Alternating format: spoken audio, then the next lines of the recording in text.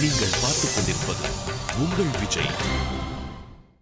இந்த சமையலில் ஒத்தாசை பண்ணக்கூடிய ஆண்கள் கிச்சனில் போயிட்டு அவங்க சமைச்சிட்டு கீழே இவங்க வெங்காயம் வெட்டிகிட்டு இருப்பாங்க, அவங்க வதக்கிட்டு இருந்தால் இவங்க வெண்டைக்காய் வெட்டி கொடுப்பாங்க, இவங்க ஒன்று இந்த இந்த இதில் இவங்க சமைச்சிட்டு இருந்தால் இங்கிட்டு இவங்க காஃபி வச்சுக்கிட்டு இருப்பாங்க. இப்படி ஒரு விஷுவலை யோசிச்சு பாருங்களேன்.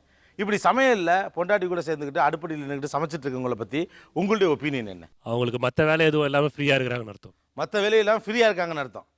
வேலை வெட்டி இல்லாமல் இருக்காங்க, அதனால சமைக்கிறாங்க. அதுதான் உண்மை. ஓகே, உங்கள் ஒப்பீனியன் என்ன? ரொம்ப ரொமான்டிக்காக இருக்கிறவங்க தான் அந்த மாதிரி போய் ஹெல்ப் பண்ணுறது வந்து ரொம்ப ரொமான்டிக்காக ஃபீல் பண்ணுறாங்கன்னு அர்த்தம். மனைவி ஐஸ் வைக்கிறதுக்காக, மனைவியை ஐஸ் வைக்கிறதுக்காக.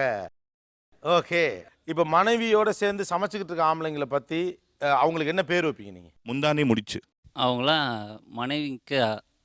மனைவிகளுக்கு ரொம்ப அதிகமாக பயப்படுறவங்க சார். பெண்களாக பிறக்க வேண்டியவங்க ஆண்களாக பிறந்துட்டாங்க, ஆம்பளையாக பிறந்துட்டாங்க. ஓகே, ஒரு ஃபெமினைன் கேரக்டர் உள்ள மாதிரி, ஒரு ஃபெமினின் கேரக்டர். அவங்கள பார்த்தா எங்களுக்கு தோன்றது வந்து பெண்டாட்டி தாசன்னு சொல்லுவாங்க இல்லைங்களா? பொண்டாட்டி தாசன், மதுரை ஆட்சின்னு நினைப்பேன். மதுரை ஆட்சி நினைப்பீங்க. என்னடா கைப்புள்ள மாட்டிட்டியாடா, சரியான காமெடி பீஸ் ஆயிட்டடா. உங்களுக்கு காமெடி பீஸாக தெரியும்? கண்டிப்பாங்க சார், காமெடி பீஸ் தான் அவங்க. பாசிட்டிவாக சொல்லணும்னா பொண்டாட்டியை லவ் பண்ணுறவனா இருக்கணும். நெகட்டிவாக சொல்லணும்னா அந்த வார்த்தை சொல்லக்கூடாது, பட் பையன் சொல்லுவாங்க.